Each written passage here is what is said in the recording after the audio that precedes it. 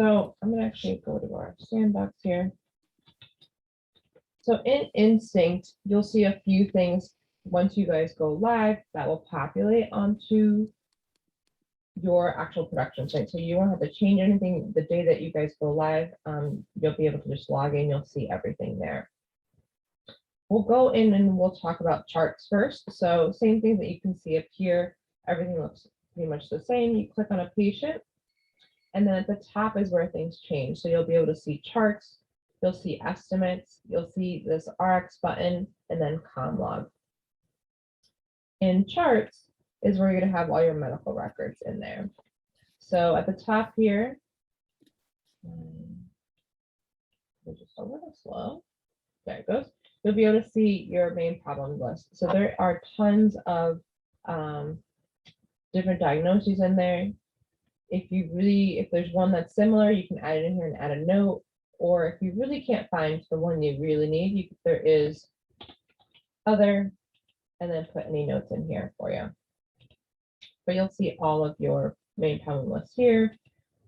You can edit them, mark them resolved, anything you'd like there. And then all the resolved ones do show up at the bottom. On the right side here, you'll have your account information and then all of your patients. So if you need to switch over from one patient to another, you can easily do so. I like this. If you had 2 dogs that ate chocolate, you can easily, in the same household, you can easily switch from one to another. Here are filters. You can filter by, we have different documents, and they're either a medical document, an admin document, diagnostic. You can search by that way. If there's any, so you can have signatures attached to a completed document. If there's any missing signatures for those required documents, you can show them here. And then voided documents, any document that you create, you've edited somehow, and then you decide, oh, I don't want it, and voided it, it will show up on here. So, oh, I don't know. So at the bottom here, you'll see the voided documents here. So Instinct is always saving everything. So you'll have those there. And you can use your 3-dot menu if you wanted to undo that void. But for the most part, we have it toggled on because you don't want to see all those documents. If I need to search for, can I ask a question? Sure. Can you search by date? You can't search by date, but good reminder here is that you can search by any word within the document. So for example, oncology, I used to do like vinblast or cycle 1 vincristine 1. So you can search that way by any of these document headings. Okay. Here you'll see the total of the invoice for that day. If you hover over it, you'll see the reason for visit, which is here or here. Any notes that you put in on the front in the status board, you can see them there as well. And then if any diagnoses are on there, and then you get to your documents. So your documents are going to be pre-put in there for you. Caroline's been working hard on them. You have all these here. Let's just find an easy one, maybe. If you have an idea of what you want, I can probably give you the title of it because there's about 140 in there. And we'll just use Dr. Henny's exam Okay. report here. So you can go here. You'll have the title of the document here. You have your patient name here. You can have this little toggle here where you can go ahead and stretch this out. If the patient or if that document is pinned, it will stay open, which means I can go through all sections of Instinct and keep this open.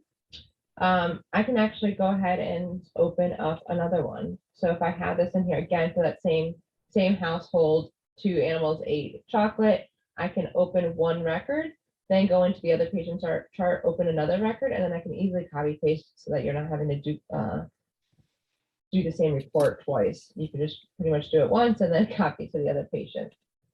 So close that one for now. And then it's always will say in progress, and it'll stay in progress as long as you don't hit complete. So I can go ahead and head in here, and there is a requirement for this date. Just make the date here. And we can plot information in here. So then also you can go ahead and we have hit snippets. So there are tons of snippets in here. If you put your vitals in for your patient, you can take an snapshot of those vitals and they'll populate them here. You can, any medication or anything, I think known to man is in your dictionary or encyclopedia of snippets, everything's in here. Just by going ahead and starting to typing something, you'll find it all in here. If there's something that you really need, you can't find it as a snippet, chat with Caroline and she will make sure that it gets in there. But it's pretty cool because then you can just populate a lot of known facts in there. You can attach anything. So if you want to attach an estimate, if you want to attach a picture of anything, you can go ahead and attach that. And it's just easy as finding that attachment, putting in here whatever you want it to be called, and then hitting upload. And that attachment is there. After I'm complete with this,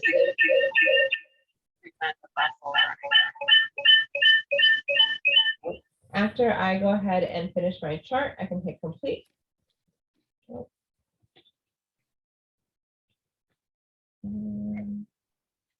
It will show up like this. So from here, I can do a 3-dot menu. I can edit it. I can avoid it. I can edit up to 24 hours. I can come in here and print it as needed. So that's one chart. If I were to have a form,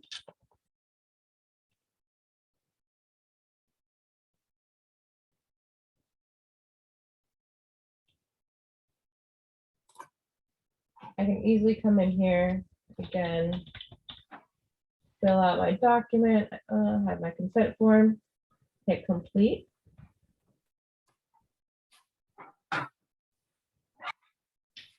Are we gonna have any of these documents that they have to sign electronically, or did we decide against that? I think they're gonna have to be printed Okay, initially.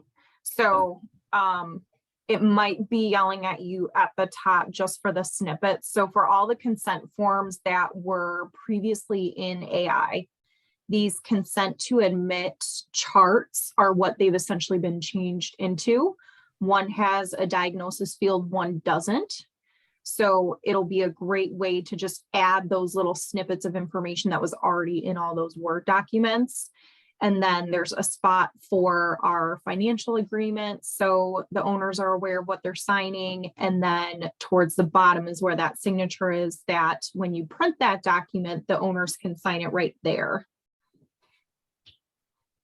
I would just make these required in the admin, just so that it does get prompted, because right now it's not required.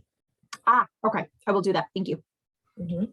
And then the other point, just to alert everybody, is that everyone's probably typical to us having to ask about CPR instructions.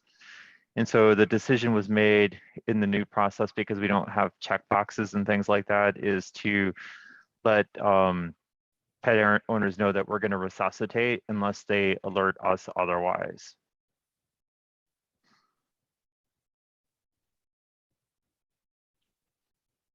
So that resuscitation notice just goes over that. And then for those, if you did want to talk with specific critical patients or things like that, the CPR consent form is also available in Instinct as a separate chart document that you could use for those individual patients. You know what it's under? Oh, there it is.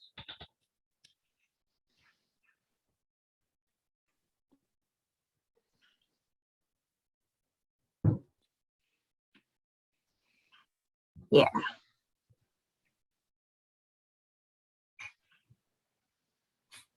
No, So I'm not when would this document be needed separately? I mean, if they've already signed the consent to admit, in what instance would we need this separate CPR consent form? We just wanted to have that available for like a critical patient that you may have hospitalized, that you may have to have that difficult discussion on the fly kind of thing. But the majority of the consent forms now have the CPR, as we're going to start initiating that. If you don't want that, let us know so then we can make a note of it. But just so that we have it ready if we do have to use it. Okay. And down here, let me close out this, the front desk view, what we call it, you can add your code status in here. And then if you're in the front view, you'll be able to see that here as well.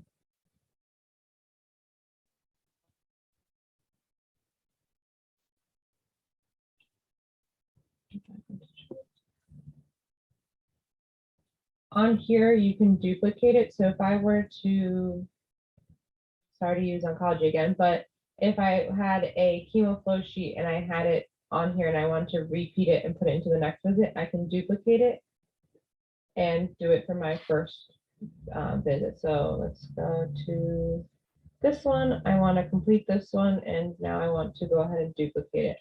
Now it's going to populate for today's. You can copy it for your new visit that way. You can also come in here and edit anything, discard anything, void anything there. And you can actually at the bottom come here and print any forms that you would like. Caroline's been really hard at work here. Any questions on charting? I have a couple questions. Sure. Are you able to pin more than one patient? Sometimes our ECC doctors are working on, 2, 3, or 4 at a time.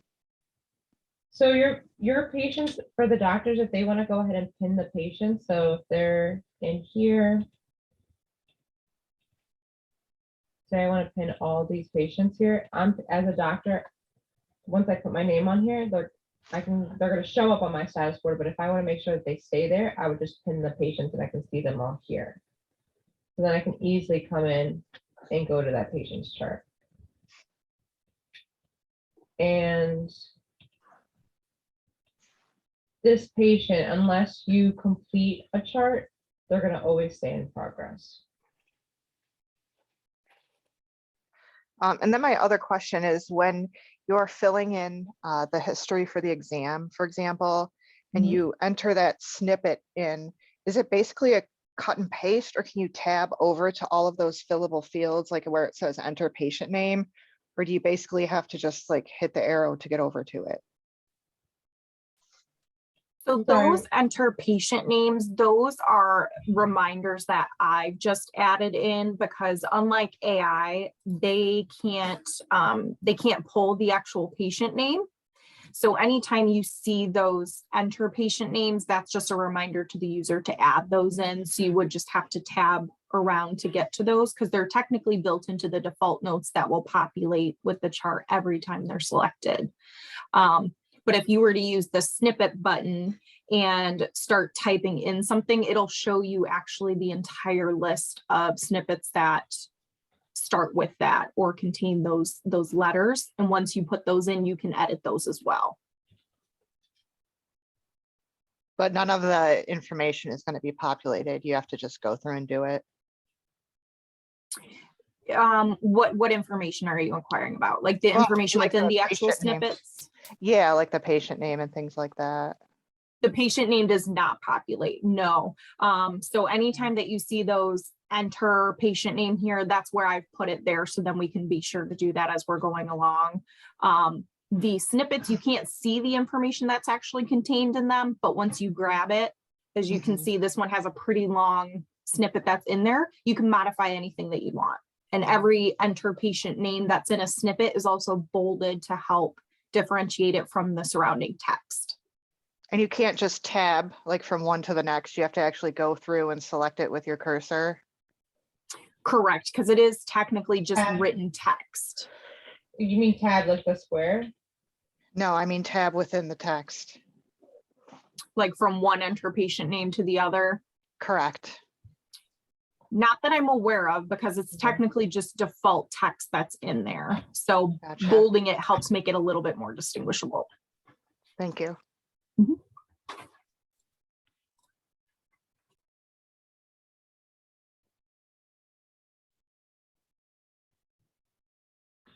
Any other questions on charting?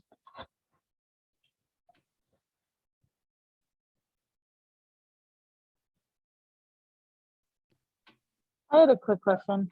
Sure. Just to make sure I'm understanding it correctly, every time it has that enter patient and it's the bolded, you have to go into each individual one and change the name for the patient that's in that file? Yeah. Okay, I just wanted to make sure. And you could change one to say, to say Fluffy and then just copy and paste that directly into the others. That would be a quick way to do it. Okay. Same thing if the sex is identified of the patient, he, she, his, her, you can just go through and copy and paste within it. Awesome, thank you. I was just Yep. wanted to clarify. Yeah, some of the doctor snippets are quite lengthy and several paragraphs long. So those bolded texts will help you kind of skim over the information that they've already inputted so that you only have to change what's necessary.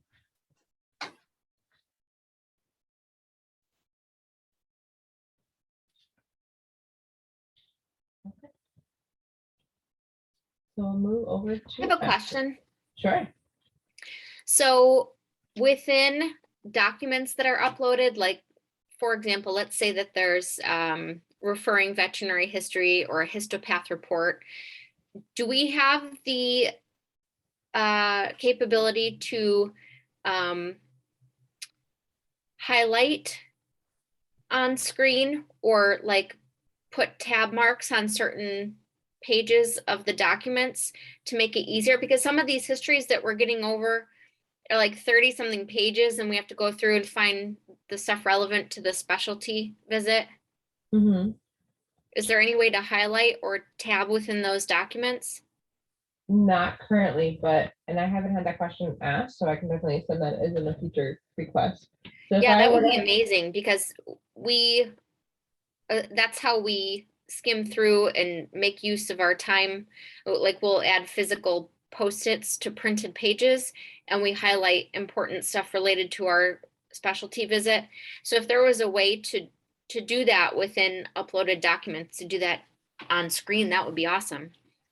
Sure, I can definitely chat with that. I would think that if for the time being, since you can upload any PDF, is just to and I mean it might be 1 or 2 more clicks, is just to like copy paste those important portions onto like a Word document, just to kind of summarize the notes of any medical record. And you can go ahead and download anything in here. So any medical documents, if this was a record, I can change it to medical diagnostics and upload that.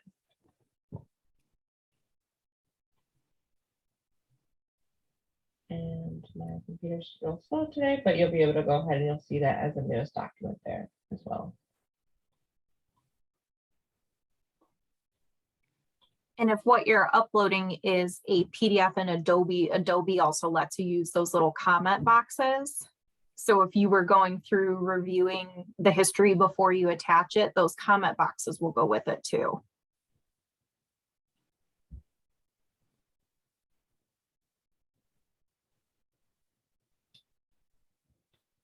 Any other questions and charts?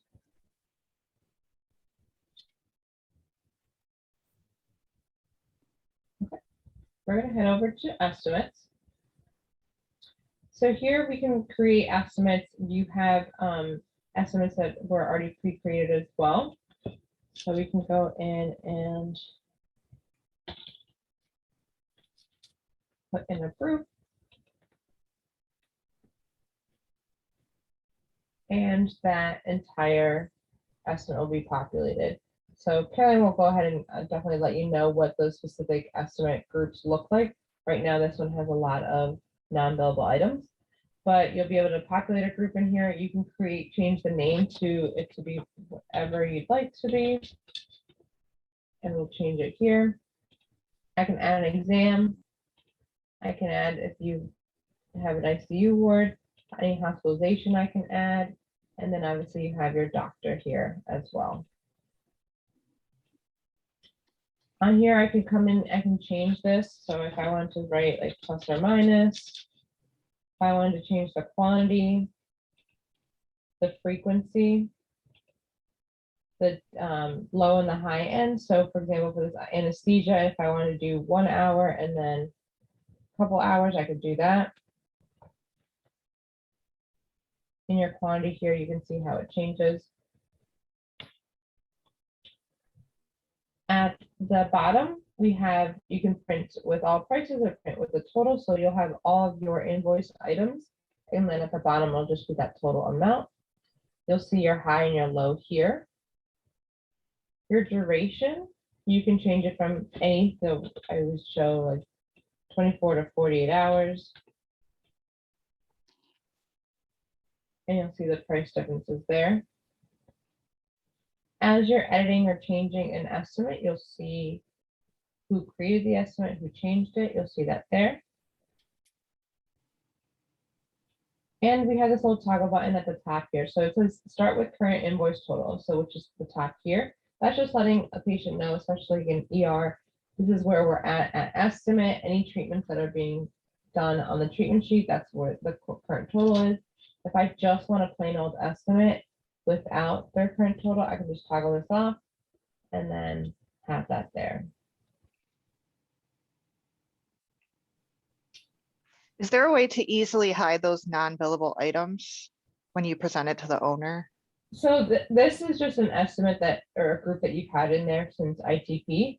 So Carolyn has made all your estimates and she's currently uploading them. So when you guys do go live, you'll have more accurate estimates.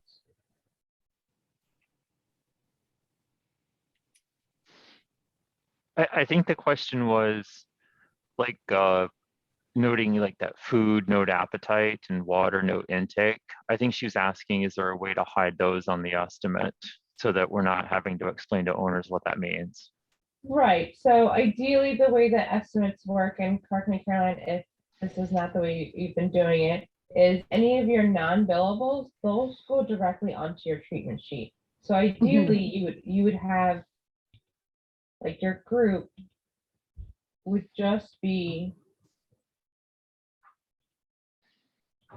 Correct, yeah, would all just the be these non-billable. items. So it'll just look like, let me just take a couple off. It'll just be only visually, you'll only see things that have charges on here.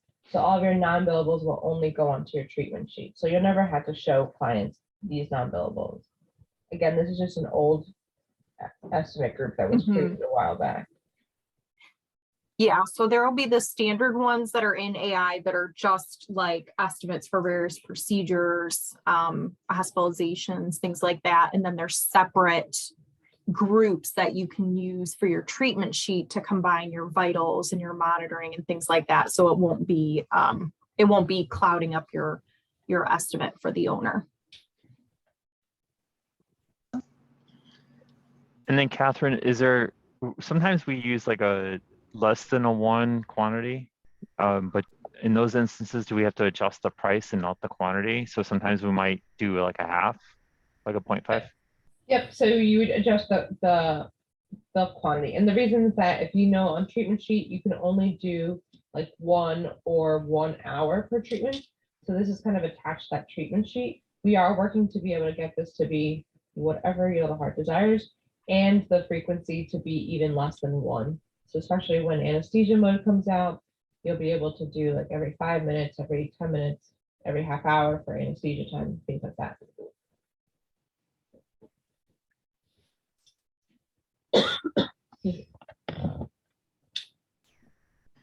Do you, yeah, I just had a question about the hospitalization. I mean, and it could just be what you have up here right now. So the only way that you show how many days of hospitalization is by putting that at the bottom, the 24, like you had a 24-hour duration, is that to a 48? Is that how you should? Yeah, so you're going to be able to have your, so I don't think I had a hospitalization that had a chart. Yeah, that's what I don't see. Okay. So it's probably one that didn't have. So here's your Okay. hospitalization level 2. You have your Q4 or Q24, but because I had it here, it's already preset that way. Okay. So Okay. Yep. you that's just again, you can change this to 12 hours or whatnot. Okay. Great. Thank you. You're welcome. And then from there, you can hit complete. and complete that estimate for that client there. And so you can see, you can use that estimate group in a couple different ways to go on your treatment sheet. You can hit complete and generate treatment sheet. And it'll pre-populate everything here. Or I can come into my treatment sheet, click on here, and all my most recent estimates will be here. So I can go ahead and then find it, and then my group is here. And then you just have to pre-populate as a normal treatment sheet. So sort of the opposite of what you just explained, how you can make a treatment sheet out of an estimate. Is it possible to make an estimate out of a treatment sheet? No, not currently. What scenario would you use that in? I think we would use it all the time in critical care. So a lot of patients need updated estimates, assuming, say, their initial estimate planned for them to be hospitalized for 3 to 4 days, but now we're on day 4 and we're at the high end of their estimate. So what we usually do is just currently make up a new one at their current level of care. So if that were on a treatment sheet and we could say, hey, just transfer your treatment sheet to an estimate, that would be super easy to provide to an owner to say, hey, this is what, 24 hours of care or 3 to 4 days of additional care is going to look like for you with additional treatments if needed. Yeah, and so that's where your groups really come into play. So those estimate groups that you have, you're going to build those off your treatment sheet here too. Because if you have those groups, you can come in and create any group that doesn't, obviously you don't have that many groups on here right now, but you can come in here and say, I want this blood transfusion group. If you want a hospitalization level 2 group, like that'll all be in there. In that same group, I can come in on my estimates and build as well. And I can add that in there. So it's not that I can easily transfer, but with groups, you're able to order up 30, 40 treatments at any given time. So that kind of helps out for you to do it backwards, like to do the treatment sheet and then the estimate here too as well. Okay, thanks. Yeah. Catherine, can you also, since they're not using the invoice feature, can you also describe the predicted billing feature? Because that might be helpful in those situations as well. Yeah. So this is obviously an astronomical number here, but as you're completing treatments on the treatment sheet, and it has a predicted billing to know, okay, just the same thing that we have this 24 to 48 hour here. And we have a continuous treatment sheet. It's going to know, okay, as we start completing treatments, if we go into the next day, this is what it's going to look like here. So you do have your high end of your estimate so far, what the total invoice is, if you've taken a payment, how much has been paid, and then how much of that invoice is left. So all that will be detailed in there for you too. And if you want to say, have a conversation with the owner, yes, we've had a conversation with them, I can copy the billing and it'll be on my clipboard. I can open this comm log, which we can go over in a second, and I can paste that information of, this is what I could say, I chatted owners and continue writing in there. That's everything that I have chatted with them about. So you can leave that message there for them too.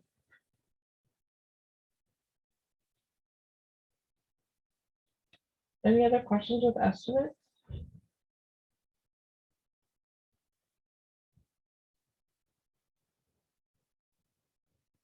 And so completed estimates, just so that you know, completed estimates can't be voided.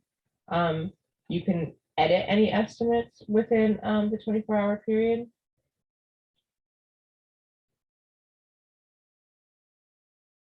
And again, just remember to add your exams, wards, and hospitalizations and your doctor for that.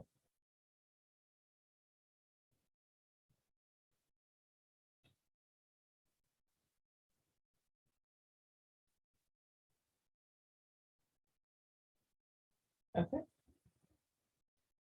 So while we go ahead and go into ComLog, so this is any communication that you have with any owners, PBMs, anybody that's related to that patient. So you always note the patients here at the top. You can log any type of communication. And it'll show up there if I were to call a phone call and then hit log. It'll log with the method and then who was the user. I can come in here, I can edit, I can void it. I just need a reason for voiding. And that would be crossed out.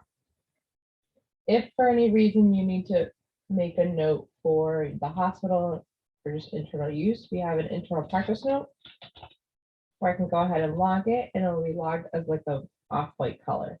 This allows you to, it just internally, it doesn't get saved to the medical record per se. Like if you were to print something out, you need to have, like, for legal purposes, you need to print out all your logs, but you don't want obviously that internal practice note. You can copy these logs to a Word document and be able to print all your logs out. But you're easily noted so that you can see the internal practice notes there. Again, you can edit or void them here. Then we have one step further. We have one-way emailing now. So I can come in here, if it's a predisposed email, I can have that preset, or I can add a new email, type in a message to whoever I'm sending it to.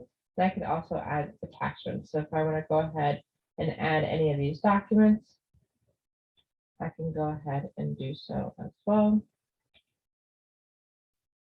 Attach it there, send my message, and hit send. And then I'll show who I emailed it to, my PDF that's attached, and then the message. These messages do have a prompt. It'll say who they received the email from. So it'll be from Oakland. It'll have the hospital name, hospital phone number, the user that sent them the email, and then the patient's name. It'll also have a prompted response stating, this is a non-monitored email. If you have any questions or concerns, please call Oakland. But again, you'll have a phone number in there, but if you want to add any other jargon, I would just go ahead and write that there. We are building so that we can have snippets right here because it just makes a lot of sense, so that you can pre-populate anything you want there. It could be like, thank you for referring this patient over. Here are the blood work results, X, Y, and Z, and be able to email it to a vet pretty quickly. On this side here, you'll be able to see who they're referred by, and you can even see owner information, where I can go ahead and easily copy that and paste it here if I wanted to go ahead and add something in there as well, or any information for that matter. Any questions on CommLog?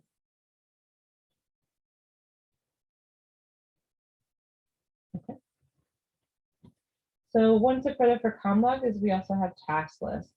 So these task lists, that's what it is just tasking anything or like your to-do list. So I can task myself if I want to remind myself about something. I can hit a reminder. Call Rocky's owners at 5. And I can go ahead and select my date. If I set it for today and hit add, it'll be in orange. If it was due yesterday, it'll be in red over here. And if it's due in the future, it'll be gray. So I'll be able to see what my task is for that day. I can come in here, edit and void it. It will ask you a reason why do you want to void it. To complete that, you can go ahead and just hit that and it'll show at the bottom. If I want to task somebody else, I can task groups. So if I am working in the oncology department, just the same as your emails, you're going to want to just like click on that service a few times a day just to check in on your tasks. Or I can even task a specific person and send them a task.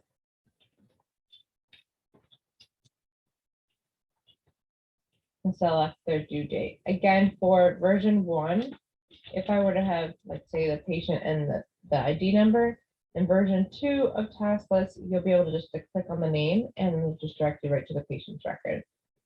I can go ahead and add this task, and since it's green or due in the future, you'll see that there. And the cool thing is that I can come in and look at anybody's task list and be able to see, oh, do they have a lot of tasks? Is there anything I can help with? Or did I actually send that message to that person? I can communicate that and see that there.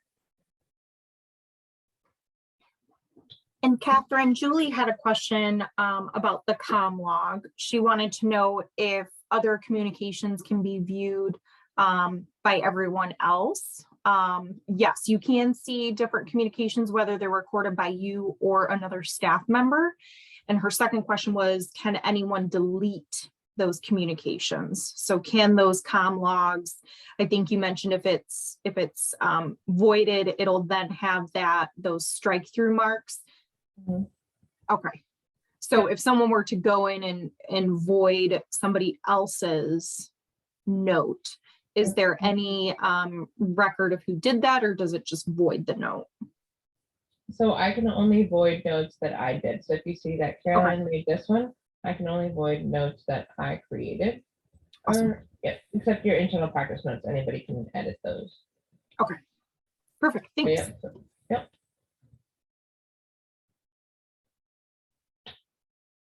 Oh, sorry, no, those are emails. So I can void it, but it will show that I voided it.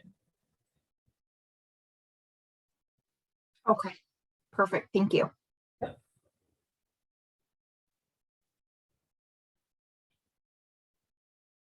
Any other questions on CommLog or tasking? Can you add a reoccurring like daily task to a department? For example, in our lab department to check daily lab callbacks? You don't at the currently. However, you could do just like, so I think you guys do have them currently in your 5. Is these patients that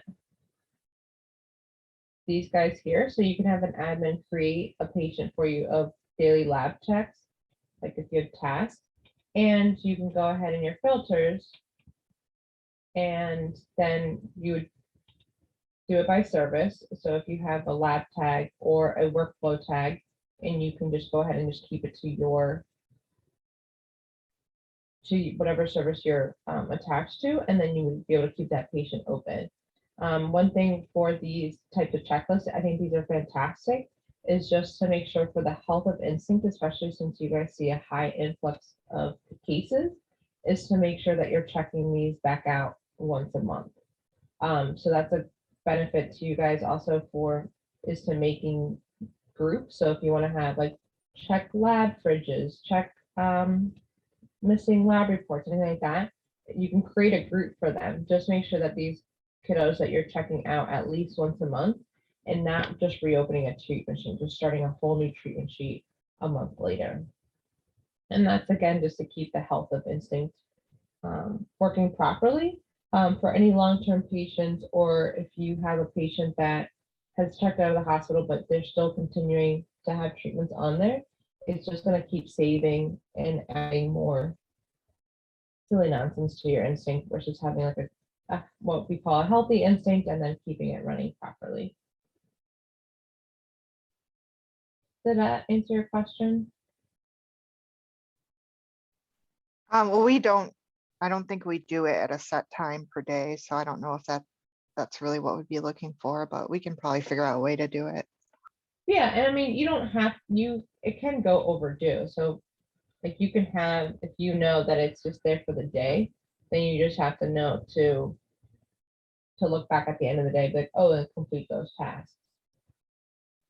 Because those are obviously not time sensitive, since it's not like a real life patient, unless it's something like you have to put your blood work out to the Amtech box or something like that. Something that's time sensitive, but obviously if it turns red, that's okay, because you're only seeing it on your filter. Because you'll be able to, so ideally, if we were to turn this toggle off, you could enter this one set for the ER. So the ER is going to see that every single time. So you could change your checklist or your patient. You could create like a laboratory service so that you would be able to have that as well.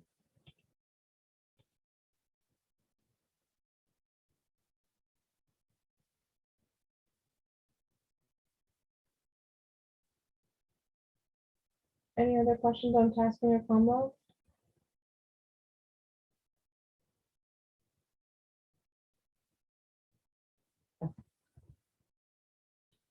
Any questions on treatment sheets or vitals? I know that you guys use Instinct treatment plan, but we're gonna give you last couple 10 minutes before we take a break. Just to go over any treatment sheets, vitals, concerns that you guys might have.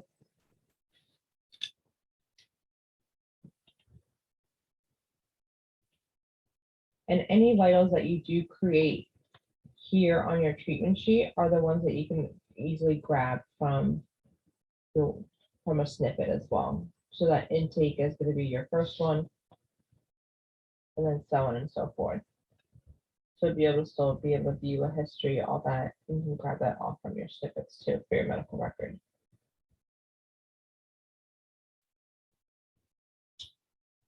And then from here, your other thing you can do is your medication. So now you'll be able to, oh, let's go back to your sandbox.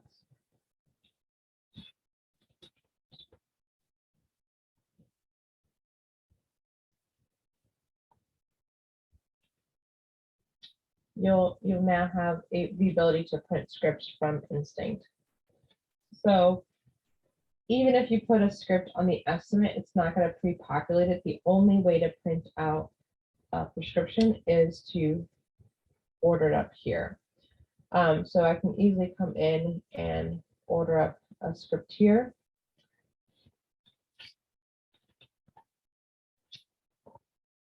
Go ahead and choose that. You have script or snippets.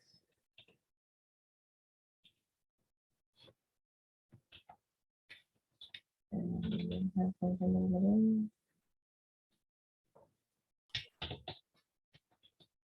I think most of those might be informational. So do we have med ones? Try like BID, TID.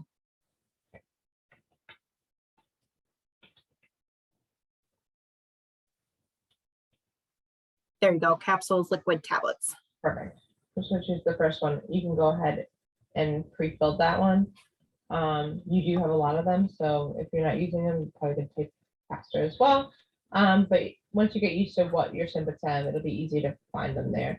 So it'll open up a Plums monograph for you. As long as you have a weight in there, you can dose out the medications. You could dose out your quantity, your prices on here. You can put any refills on here. And then your expiration date. This is going to be preset to the 1 year from the date that you create your medication.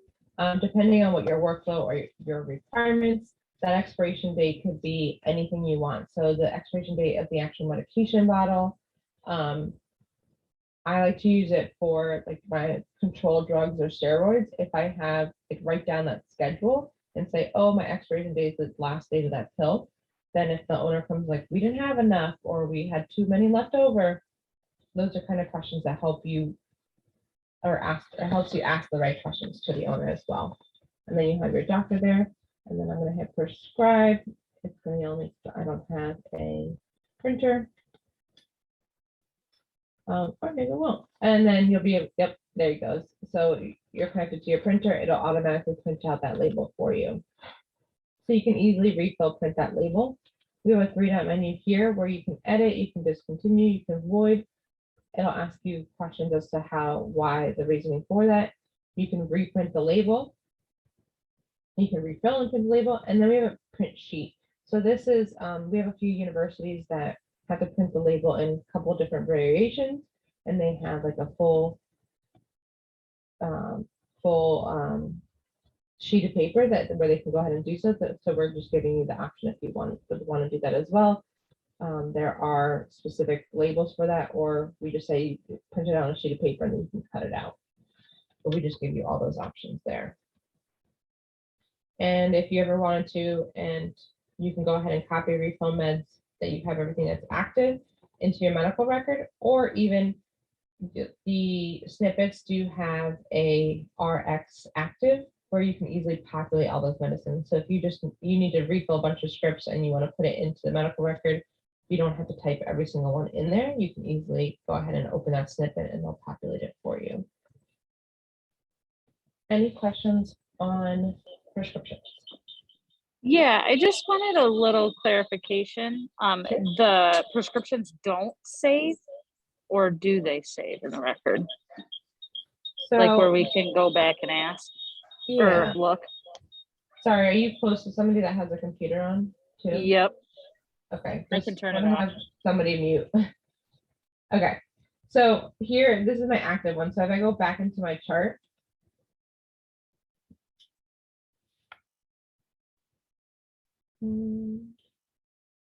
It's real slow today. So if I were to come into my record that I was doing. And let's find some open space here. I can come into my snippet. And here's my meds that are active. So I can click on that.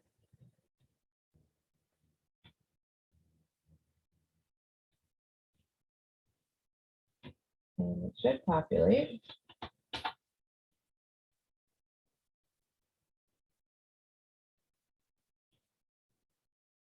So all these meds are the ones that are currently active. So those are the ones that currently are able to have refills on them. So you can easily able to populate those there. And that's all based off of your snippets. And would that just be the active that we've sent home? Or is that of all time that they've let us know about? Those are any meds that are active that you created scripts for. So it's not going to be, so if they're on like 7 supplements that their acupuncturist gave them, you're not the ones prescribing those medications. Those are going to be already in your chart. But the RXs are going to be anything that you prescribed into them in hospital. So if there was say they started and they got pain medications to the ER and now they're seeing a specialty service. If that pain medication is still active as an active script where they can get refills or refill it, whatever they may need, that will also appear there too. If you want all the meds of all time, you can do that as well. So that's very Sorry, normal. just to be clear, does that mean that if they have meds from internal medicine and then they go visit the ER, those internal medicine scripts will show up? If it's an active script, yes. Okay, But it's not something that you can't edit either. So if you don't want that, you can easily just take it out, mhm, whatever you may need. okay.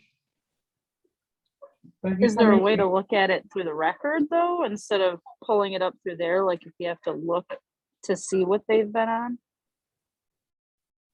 So yeah, I mean, obviously, if you have it like a history where you have all the medications on there, or you would just come into the RX tab and this is all the medications I've ever been on.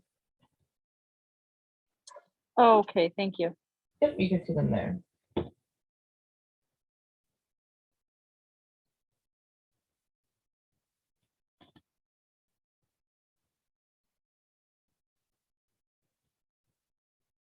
Any other questions on that?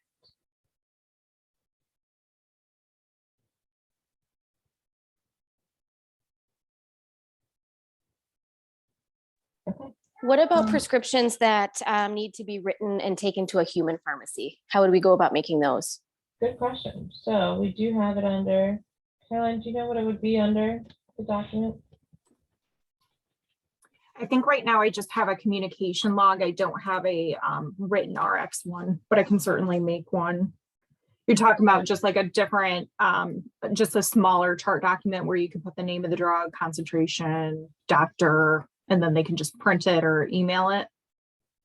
Yeah, so like a Yeah, I written could definitely make script. that. I'll show you what one looks like. So this is just our support demo.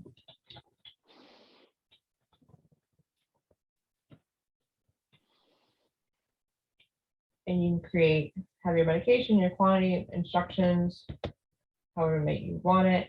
So I always recommend having like the doctor's name and then their license number just to make it easier.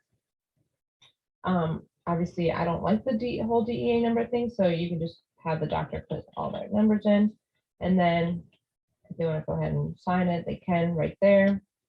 or you can print it out and have them sign it later on. And I can show you actually what it looks like. And do you mind sending me a copy of that? I really like that with that drawing box in there. I can do that. Thanks. So then you can see here is the written script, how it'll show up. And then for all of your documents, you'll have the patient's name, their visit, their patient information, client information. And then obviously this would be your hospital information at the bottom. That's better than that's better than what we have now. Do you want a screenshot of this? Yes, please. Okay, let me just do it now.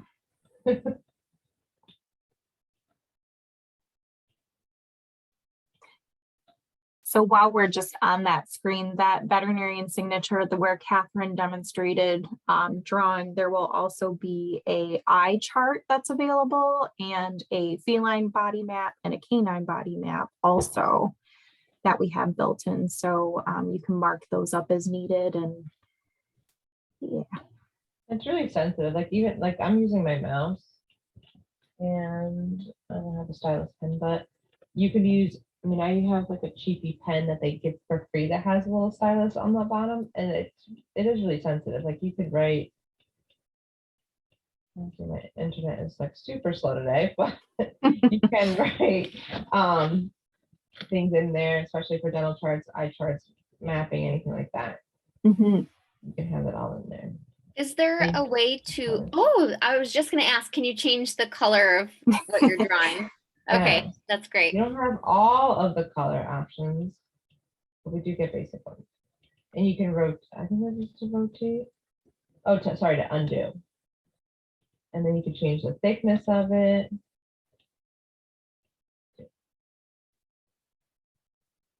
That's the little things you can do, and then you can start over if you want to.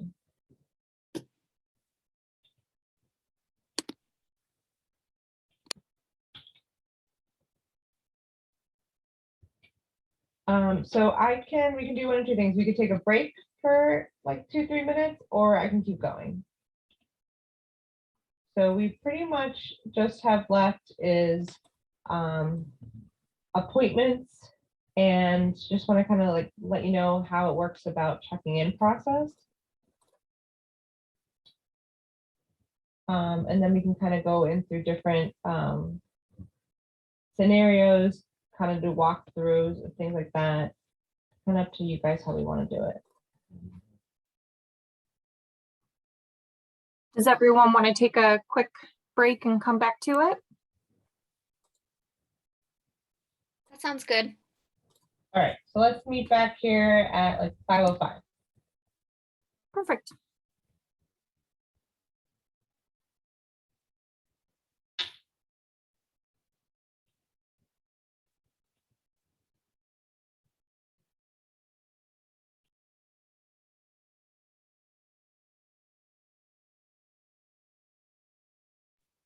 And feel free, you guys can definitely ask questions. I'm just gonna be hanging out, so if you guys want to chat in the meantime, let me know.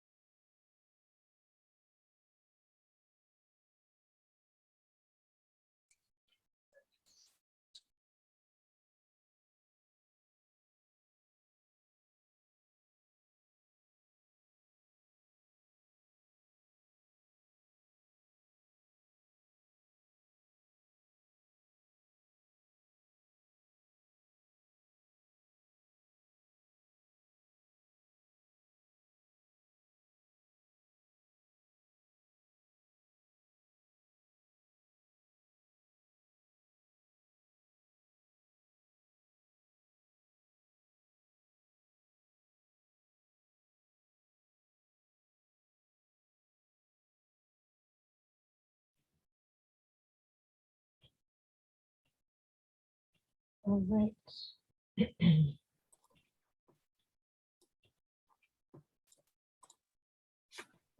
So we do have then, in the business office is where your appointment calendar is going to be. So this is where you'll be able to see all of your appointments at any given time. The appointment calendar, you can do a couple things with it. To personalize it for you is you can create yourself your own calendar. So if you want to know like what your hours are, you can write them in there. We have an event calendar, so it could be like a lot for hospital events, lunch and learns, things like that. You can populate that, any meetings. The patient registration, this is where you're gonna have all of your patients and just the status report of your current patients that are checked in. You have your account information. Again, that's gonna be your account information of everybody currently checked in. And then your referring veterinarians are gonna be there. In patient registration, you'll have a little bit more information now. So if you click on a patient, they're gonna have their information here. You can add a microchip and insurance information. Currently, that's all you can do with it. But we are working on so that all your search engines, you're going to be able to soon be able to search by phone number, by microchip number, by insurance, by pretty much like you can probably find grandma's number in there. So you'll hopefully be able to search for as much as possible in that way. But currently, right now, it's just be your microchip insurance information. You can change it and add that in there. Any patient alerts, you can go ahead and add them in here. For your account information, you have obviously all the client information. If you have like if it's attached to a rescue or they have care credit, you can add any labels here, any notes you can add in here. This stretches out as long as you want it to be. Your account alerts haven't been added in there yet, but you can add obviously like if they're financial questions or is it a client collections or they have care credit or financial concerns, anything like that, you can go ahead and add those alerts in there once that is toggled on for you. You can even have an alternative contact at the bottom here. Currently, again, it's only going to search by the clients, the first client that's on here. When a patient is checked in and they haven't been there before, or as when you guys start going live, we recommend adding an RVET in there. For patients that are coming in, they're letting you know what their referring vet is for the first time. You're always going to want to click existing RVET. And the reason for that is we have put a whole list together. But if you were to add another one in and it ends up being, it's already in there, it does create a duplicate.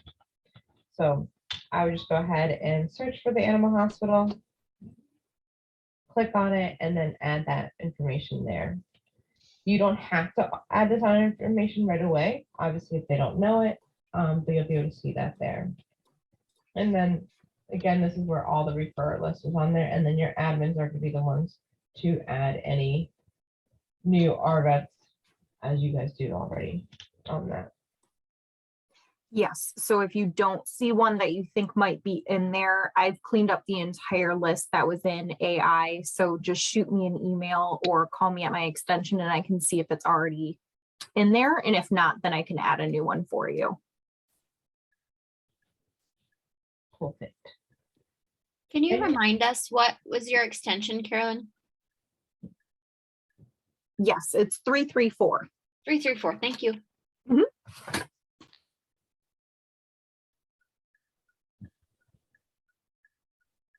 Any questions on the patient registration accounts or refers?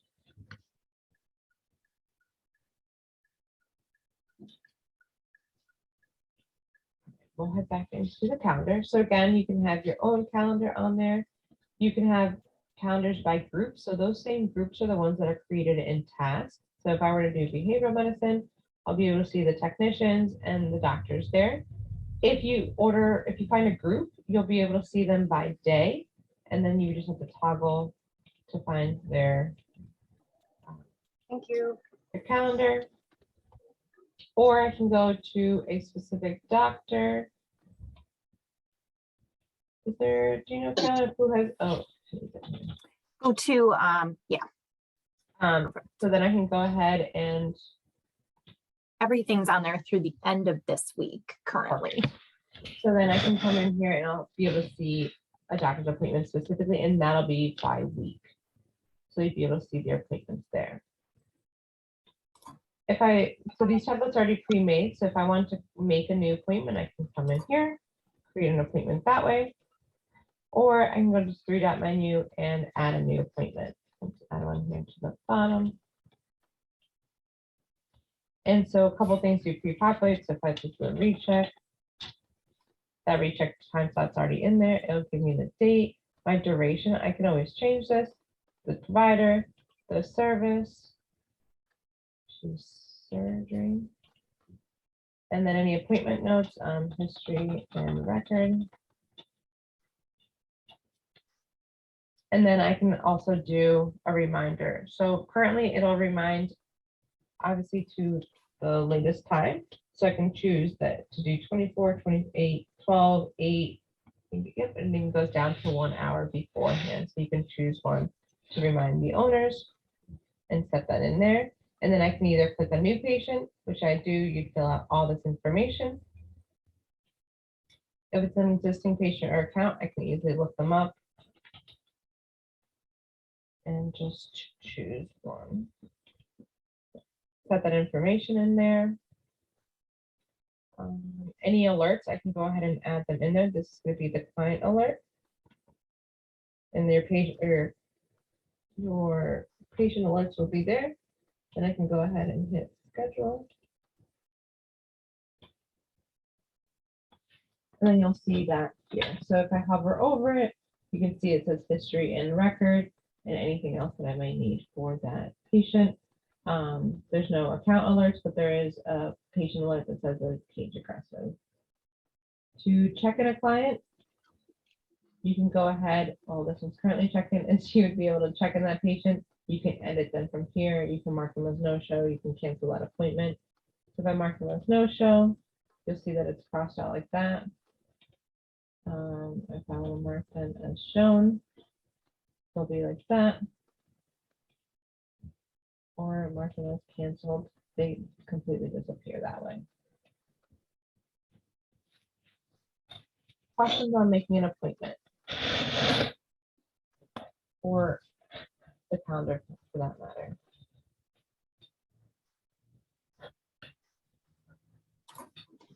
The only thing I wanted to add, Catherine, that's slightly different from the current schedule that we have is we've also created a radiology group.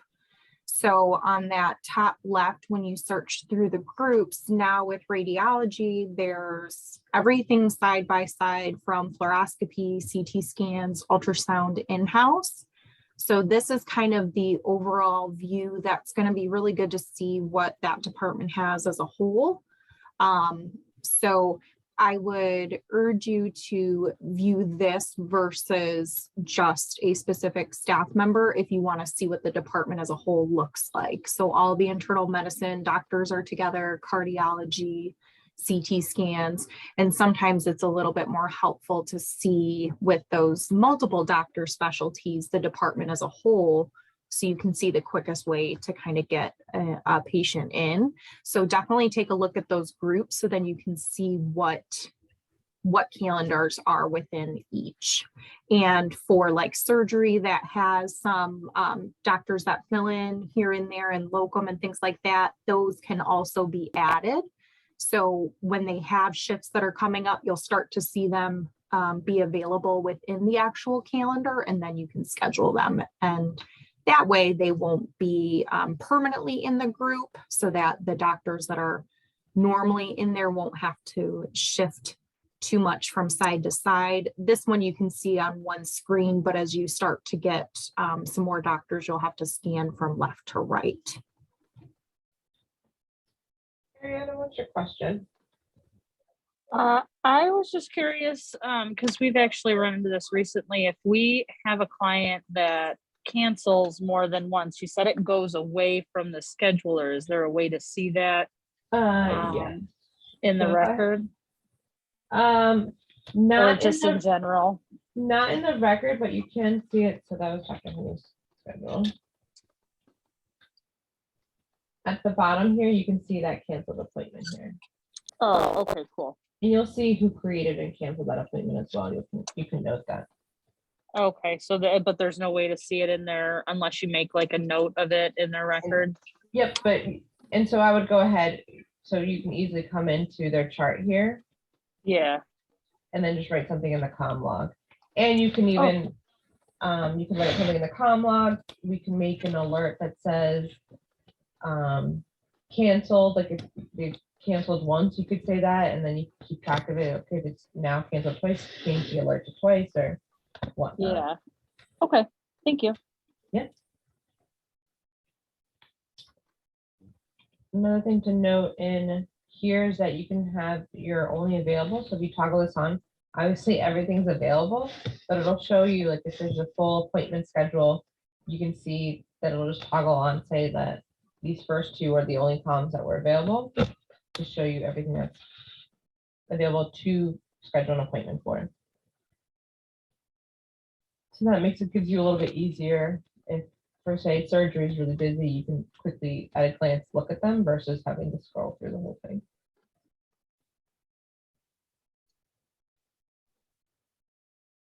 And Nikki, did you have a question? I couldn't tell if your hand was raised or not. Okay.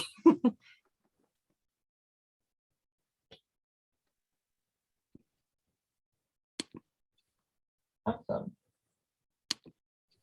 Can I ask a question? Yeah. What about double booking? Because sometimes that needs to happen for oncology, Mhm. or overlapping of appointments. Is that So you can Problem? definitely overlap. That would be at the discretion of your doctors to be allowed to go ahead and do that, and you would just go ahead and schedule that appointment. Do that. Sorry? okay? But for double booking, will it just show up as a side by side on the? It won't be as a side by side, it'll show up like it again. So if I create a new appointment.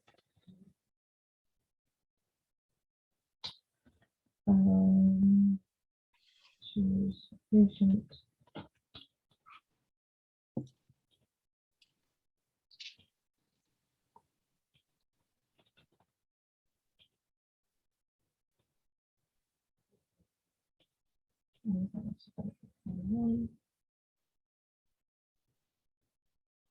It'll just be one after another, so that won't change. Okay. So technically you could schedule as many appointments as you need to. But it will allow you to place that on the calendar. Yeah, so you can book out as many as you want. Okay. Mhm. It currently doesn't stop you from.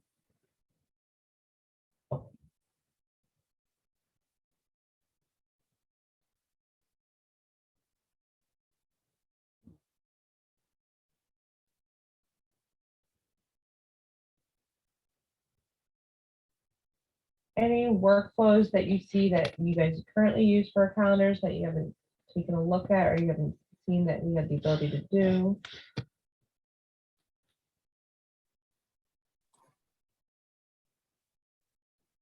A lot of those previously built sections in AI, you'll notice that those are absent from Instinct because callbacks and follow-ups and doctor tasks and things like that, those can all be accommodated now with like the task list and in your own calendars and things like that. So yeah, if you notice something that you're not sure how it's gonna work for your department specifically, definitely bring that up so we can try to see how best to accommodate that.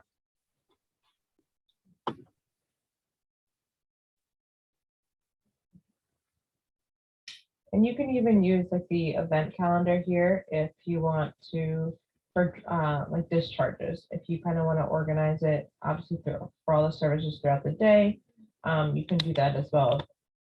Just adding a patient in there, or it's not going to share within your regular appointments, but that's just another option that you could use for the event calendar as well.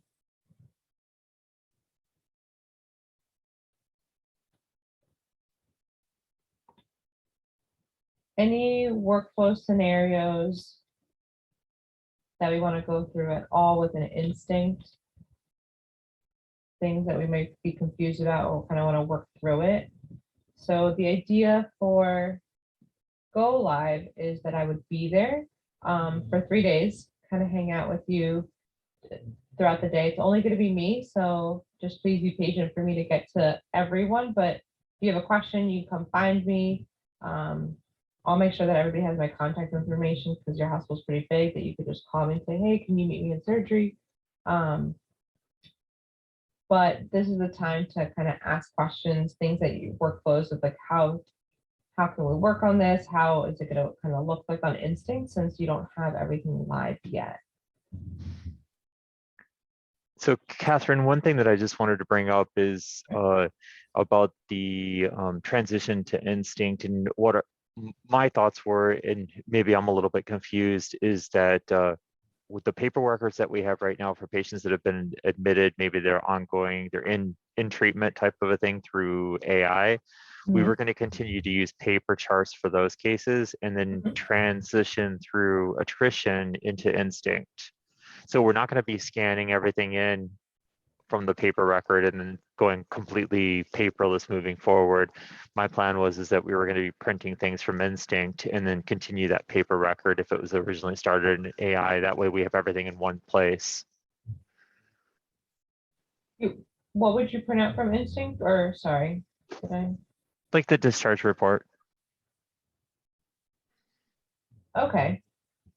And then you would write on that? No, that it would be placed inside the paper medical record. Oh, gotcha. Okay. So that anybody who is in AI that was started in AI will continue paper. Right. And then anybody new from February 14th moving forward is going to be all in instinct. Gotcha. Yeah. Yeah. So if they're starting with AI, I would just continue that through their visit. And then the next time, that, and I would just mark the charts that you have to say last visit in AI or visit in instinct. So then who that do you have to grab that chart? You may not have to because it's all the information's in instinct or vice versa. Right. That's how we were going to use patient number 200,000 if that was still possible, so that will signify whether they're in AI or instinct. Yeah, I think Colleen took note of that, so she'll make that happen for you. I just kind of wanted to make the super users aware of how that's going to work. And then of course, we're all going to have access to AI for quite some time so that we could, look back into things and need to look up any information we may need. And make sure you guys just take a look at this 3-dot menu. It's gotten a little bit more expensive, so you can get to different parts of it. But using these tools, so if you are working on a patient's treatment sheet, if you're in their chart writing something in the medical record, if you're checking them in, if you're checking them out, make sure to assign yourself to that, just so that you don't block anybody out from going to that patient's medical record. So that's like your note, like as if you're pulling that chart, just so that people know like kind of what's going on. When I worked in ER for a while, I would have my internist come at 8 in the morning and start working on the treatment sheet, and when she would start adding treatments to it, not realizing that I was actively drawing blood. So I could save that dog another poke if I were to just go ahead and assign myself to that. And if you leave the building and you're still assigned, anybody can go ahead and unassign you. Just no one can assign you to a patient. I see that you guys are using triage tags, which is great. Using that ready to go, ready to admit button. So it's a little gurney. Again, based off your workflow, kind of figure out how you want to use it to your advantage. So having have the estimate all set and done, whoever that may be, is the patient good to go from outpatient to inpatient? What's that workflow going to look like? Same thing goes for your ready to go button. I empower the front desk team to either not check them out or not bring the patient up, depending on your workflow. is based off of, is everything done? Is the patient checked, or is the patient clean? Is the IV catheter out? Have meds been filled? Are the right meds with the right dog? Things like that. So using these communication tools so that you're not having to kind of run around the hospital, find out what's being done, whatnot. Another communication tool that's really cool is this care team. So if you have residents or interns, you can add that on there because obviously you have your main doctor there. Any nurses that are attached to that case, go ahead and add them on there. Just again, for the front desk team to know, oh, I can go ahead and I see Abigail's on the case, so I'll make sure that I go and chat with her about that specific patient. And the cool thing is that you're able to see at a glance everything that is on that non-treatment view on the status report. So you can have all your visit here, your belongings and notes, patient and client information, and you can now see your appointments here. So you've created an appointment, so you'll be able to note them there.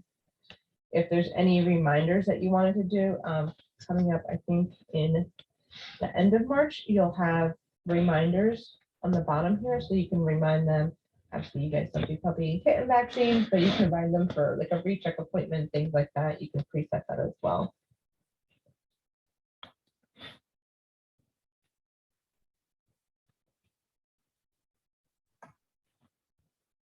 No questions, concerns. We did a lot of time just to go over things. I thought you guys had a lot more questions. Does it make sense though? I just want to make sure that no one's, I know it's harder to see when you're not getting to play with it. Catherine, do you mind going back to the surgery schedule one more time for today? So we had a question come up about what, if you just want to do the surgery department as a whole. I just made a, oh no, it's okay. I just made a mock appointment on Monday for Dr. Quant. So a question came up about how the drop-offs look versus an actual appointment. They will actually look exactly the same. They'll just have those appointment tags on them. So you'll see surgery admit in that pale blue tag. So they take on the color of those.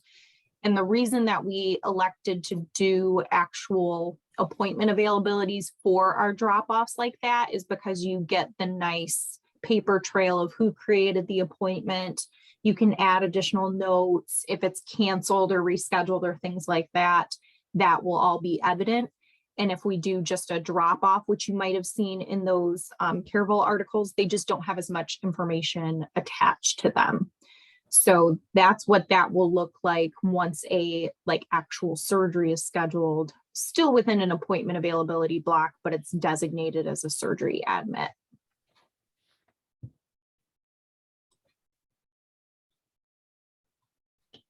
Thank you. Yeah. I have a quick question. Go for it. And it's Danielle. I work in radiology. I was just on the phone not too long ago with Caroline in regards to our schedule. Are all of the, when I was looking at our mock schedule with you, are all of the image review spots and all of the ultrasound spots going to pre-exist, or do we have to put them in there as they're being filled out? So like, I know that like Dr. Lover's schedule and Dr. Smith's schedule look differently in regards to the number of minutes that are assigned to each image review.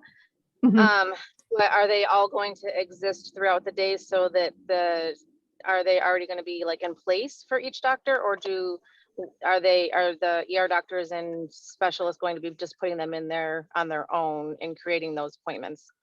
Like how Dr. Bannock's schedule, for example, she's got available appointments throughout the day that are just listed there. Are ours just listed as being available to fill, or are they just blank like the way that it looks right now?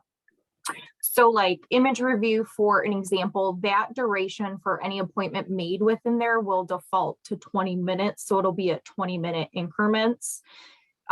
Sometimes if you go to add an appointment, it will default to the current time. So that might be where, I know you're super observant of the schedule. That might be the kind of thing where if you notice somebody put something in too close to one another, they'd actually have to change the duration manually. We can set it up to have like specific times, but then your schedule is going to be colossal. you're going to have to scroll all the way down to have all of these 20-minute blocks versus that, Catherine, correct me if I'm wrong, but like if we started to make that how it defaults to 5:30 right now, so it'll default to the actual time of the day that you're making the appointment, but then you could change it to later, right? Mhm. Okay. So if Well, they- because I apologize, because right now, like, they can put them in at certain times, and then we just do them at certain times in our schedule. And Mhm. so we were thinking that they could just put them in throughout the whole entire day, and then the doctors would work on them throughout their leisure, throughout the whole entire day. And that's how we thought that we would envision that in general, and then they would just work on them on their own. Like right now, we have it where they're blocked out at certain points of the day, and then we have certain points of the day where we're just doing ultrasounds and certain points where we're just doing image reviews. And Dr. Smith's thought is that if they just have them throughout the whole entire day, that she would just work on them throughout, in between ultrasounds and then throughout, because that's what she does essentially anyway, except for the very beginning of the morning, the middle of the day, and at the very end of the day, she does specific things. But I'm just wondering though, if they're gonna put too many in or not enough in or not know what to do if they don't see a spot available. I mean, if she has, so you can book as many as you want, so that fear of booking too many is a reality. What you can do on here is, I can schedule as many as I would want, but on here you can write like 6 a day or whatnot, how many, like what's her maximum that she would want. And then if anybody needs to, you can even adding a note saying, like you can add notes here and say, please ask doctor if there's not enough appointments made, or there's too many CT reviews to be done that day. You can add little notes in here as well, but you can also edit that too. But I guess And that's why we had talked about it ahead of time, where we would have 20 on a Smith day and like 8 on a Lover day available, so that Yep. was like the max available, so that those spots would be available to fill, and then there would be no more. I guess. Yes, so thought. so those times are the durations that are set are based off of the total amount that would be seen during that day. So someone could, in theory, book more than what we have allotted and built into it, but they would have to manually change the duration of the time in order to squeeze something else in. And then you'd be able to see who had done that. But everything right now will default for the maximum amount that we have already predetermined based on the duration that's set. So like CT scan review for 60 minutes, that's not only there as a guide for us, but it's a guide for other people to know that that's going to take an hour. So in theory, they shouldn't be booking something at 5:30 and then again at 6 and then again at 6:30. They would have to manually change that to decrease the duration. Right, I just thought that because they put them in before we even get in the building, that I was thinking that they would just need a place to put them. You know, like they'll put them in on Friday night for Monday morning. So they need a place to put those spots, and not really necessarily scheduling appointments.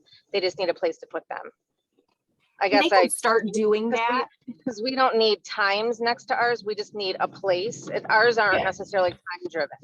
So this is, it's, and it doesn't have to be, like, they could just come in here and make an appointment. So if they're starting, as long as it's that day, they just have to note that day. This is just, it's hard coded into the system to have these hour blocks. So every hour it's going to start at a specific hour. So it starts at 8, and that's the availability. So just because it's an hour or at a specific time, you don't have to follow that, but to know that they can just schedule, these are a lot of times that they can schedule. So they can schedule 1, 2, 3, 4, 5, 9, up to 9 on there. So it's gonna pre-insert that time, is what Carolyn's saying. But you don't have to worry about it has to be done at a specific time. So at the end of the day, you're the one who does the CT review. Oh no, you I'm aware you can of edit that. it too. I'm aware of that. I think that, well, maybe Jim can intervene because I hear him trying to cut in, but Yeah. ER knows how many they can do, and ER knows how many they can't do on certain doctor days. Yeah, what I was just thinking, what I was going to just add in there is that maybe we need to kind of think about not doing it the way we're doing it in AI, but like how it would work with Instinct. And maybe moving forward, we only have the in-house ultrasound imaging and the CTs in the scheduler, and maybe like the RAD reviews we have on a task list, because it's more of a task-based item, and they could actually pin it to your group, and then you could see how many that there are and do them as you fit them in throughout the day. So I was just going to throw that in there. That's a good idea. and- If they're not assigned to a specific time or anything like that. Yeah, they could do that too, as long as they're putting in medical notes and medical histories and things like that that we need. And that's not necessarily a discussion for everybody, but I guess everybody who's in this group also has to put in medical histories too. So I suppose that's fine. I just was curious, like how else to handle that, since it's for,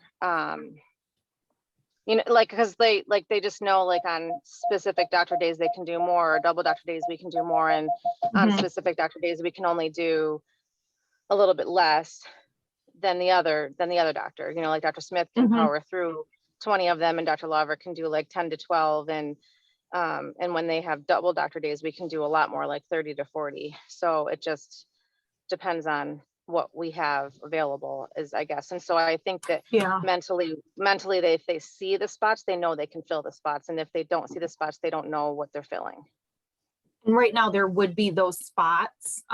So you could completely ignore the time if you wanted to. The only problem with doing it with a task would be that you wouldn't have the ability to cater the amount. So you would just get, you know, all your requests, and nobody would be able to tell looking at your schedule, like if you were indeed full. So you don't necessarily have to use the times that are in there for that specific template. If you didn't think it would get overloaded with just task lists, then the doctor could task you when you have a RAD review to do, and we can remove that altogether. We can do whatever ends up working best for your guys' workflow, because I know that you're constantly looking at those and kind of adjusting based on the day. So you could very well go in, see that you have 3 image reviews, and set the times that you would like for those, just to give your team some idea of, okay, we're planning on doing this at this time. And the task list then doesn't require it to be checked in either. And that might work. Well, it does require it to be checked in, never mind, because she's doing a medical document. Okay. Well, I can talk to Dr. Smith about it tomorrow and see what she thinks. Okay, yeah, just email me back if we need to kind of go over those different scenarios to see what might work best. Okay. Sounds good. Thank you.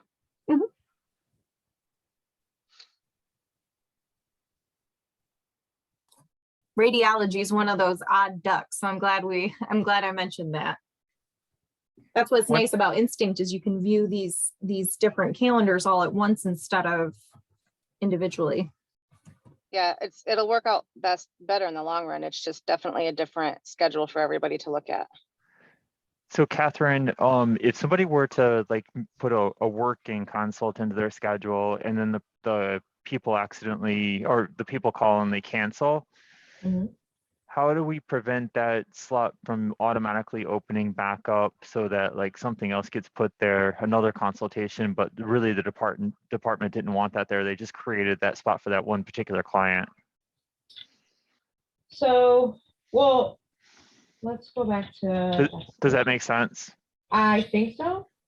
So they put in a fit-in appointment, right? Yeah, they create they talk to somebody in surgery and kind of work a case in that really there's no opening for, and they work them in, and then the people end up canceling. Right. So Caroline made these templates. So this is what's available. So you have these like 9:15, 9:30. However, if I wanted to add a 9:20, I could add one in there. If I cancel it, it's only going to give me the 2 availabilities that I have, because you added that extra one in there. So no one will ever see like that appointment is available. That 3rd one was available. You'll just note it at the bottom here. Does that make sense? It'll go back to whatever the template was originally allowed to accommodate. Perfect. And if it happens to be on one of those departmental books, that again will, even if it's a working by the department, that will restore its tag. So you'll be able to see that too. Because a lot of different departments, just so the different super users know, you'll see those black tags. And that's so that receptionists and CSRs will know that there's a standard amount of appointments, and then there is that wiggle room by the department if they do need to. So then it won't impact their regularly scheduled availability.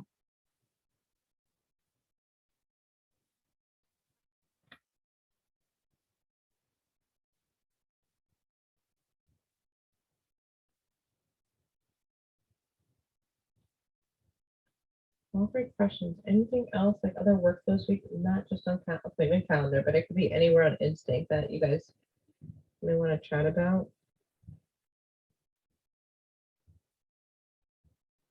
Can you go over again how to email a record to another hospital? I'll find my test patient. Oh, I have to go into your sandbox.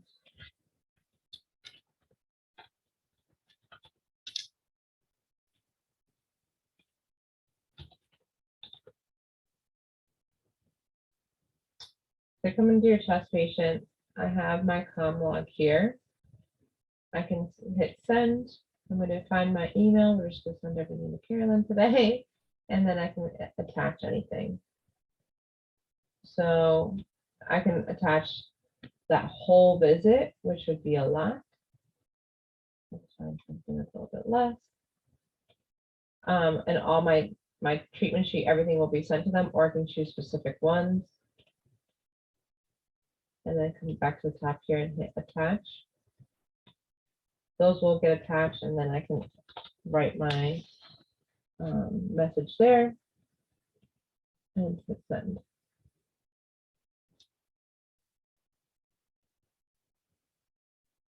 Thank you.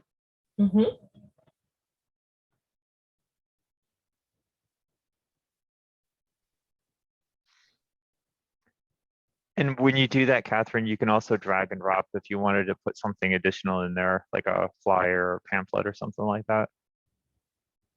I don't think that we'll do it for these. Okay. I think that is just in charts. Okay. So everything that you want to attach either has to be from the medical record, or you can't attach anything from like our public drive. No, but I mean, I think in the regards to that is that if you want to have, like you have like the medication charge from Plums, if you add that, I would add a note and say like, save it to the record to be like, oh no, I never got that. You can easily print out another one, or the email's not there, I can easily attach it again to something else and keeping that record instead of having to go find it again and whatnot. And then you have that record of what the PDF sent there too. And you can attach those PDFs, Jim, to a chart document. So for, I've been in the process of converting a lot of different client handouts that we have into a PDF, and those can all be attached at the bottom there. Okay. So ones that are a little bit more lengthy or have our letterhead or charts or images or things like that, those have all been converted. So instead of putting them in your chart and making your chart super long, this is a good way to attach those and maintain those.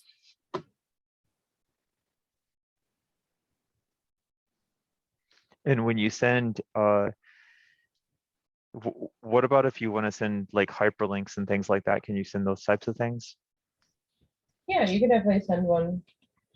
in the message box? Okay.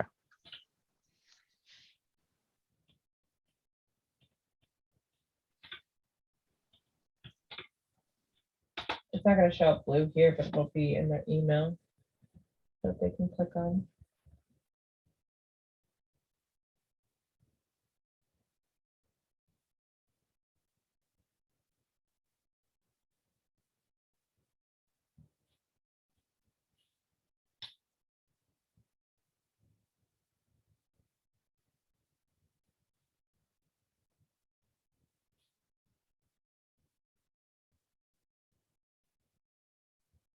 Any other workflows we want to chat about? It could even be ITP things and the treatment sheet. I wish I knew this.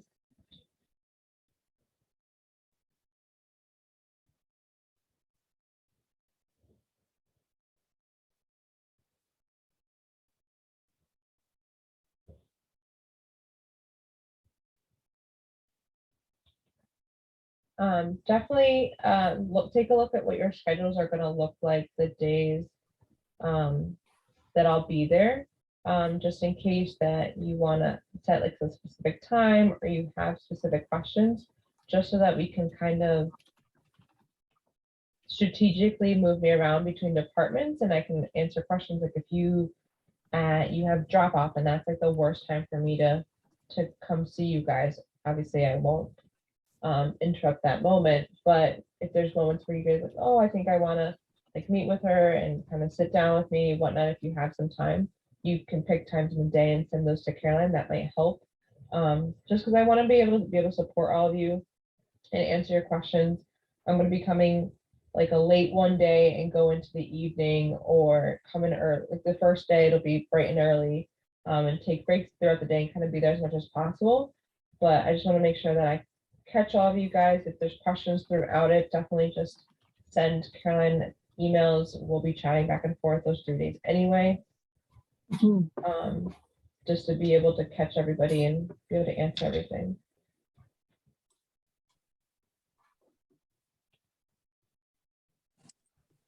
Can I ask a quick question? Are you guys gonna be doing, I guess this is more related to Jim, are you guys doing like a miniature, like, not for the super users, but like a miniature setup for like some of the doctors so they can get acquainted on how to switch things over, like, especially when you have like the overnight people for ER and the ER doctors? Like, are you doing something with that? Yeah, well, that's the whole the idea with super users is to try to, we not only chose people who we think that would be tech savvy, but also from different periods of the week. And so we were hoping to pick people that would be available to as a go-to person, not only just during the day, but into the evening. And Catherine's going to be with us sort of, it's probably that first day really long, but she's going to try to overlap into the evening.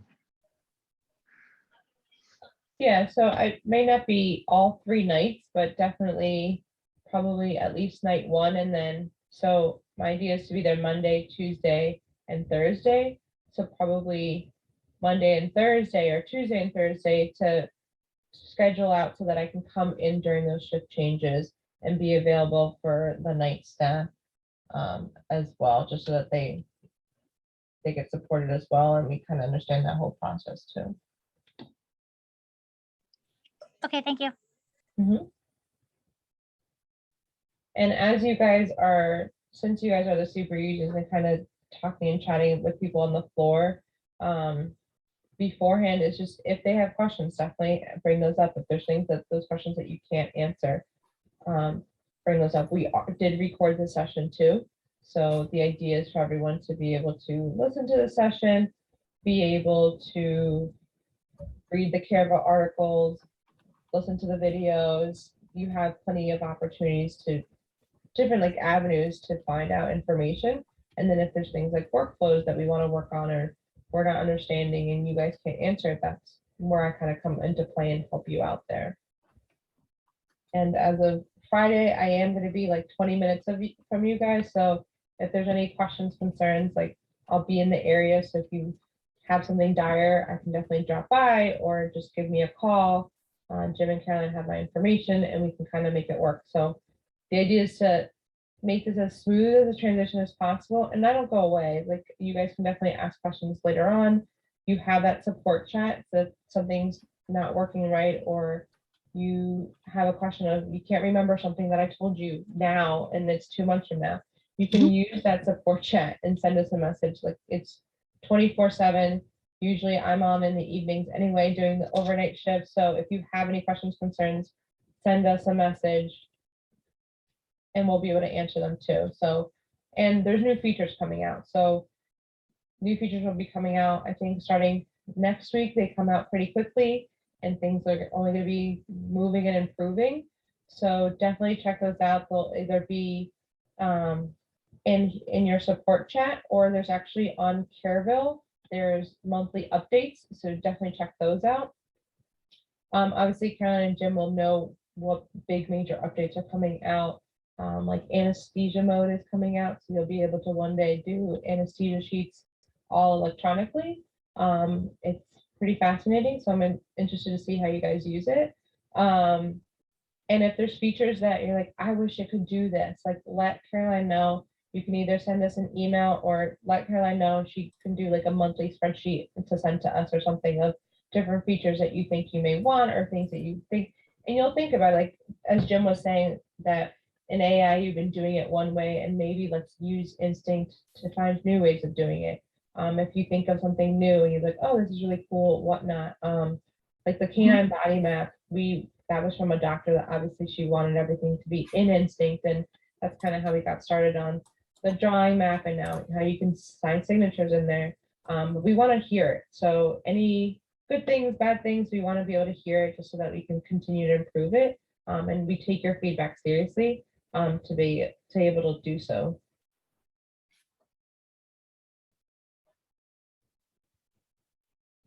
Perfectly said, Catherine. Thank you. Of course. Any last minute questions, concerns, workflow, inquiries, anything like that?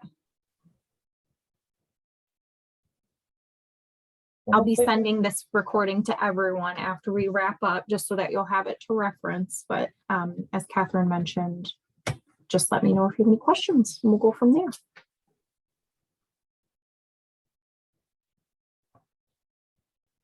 Jim, anything else that you may need from them? No, I think we're all set at the moment. So just keep the communication open. So if anybody has any questions or concerns, it's, we're here, and I might not know the answer, but I'll get the answer for you. Thank you, everybody. I truly appreciate everyone's willingness to participate as a super user and kind of leading us forward. The records is the most difficult, challenging piece of everything for not only the doctors, but also the nurses as well. And so I'm really excited on this new era, this new EMR. I think that it's going to tremendously improve our ability to hopefully keep us a little bit more efficient and timely, and improve our patient care while at the same time. So I appreciate everybody's time, and we'll watch for the email, Catherine. Thank you so much. You're welcome. Thank you, Catherine. Everyone. Appreciate it. It's nice meeting everybody. I'll see you guys soon. Bye, guys. Bye.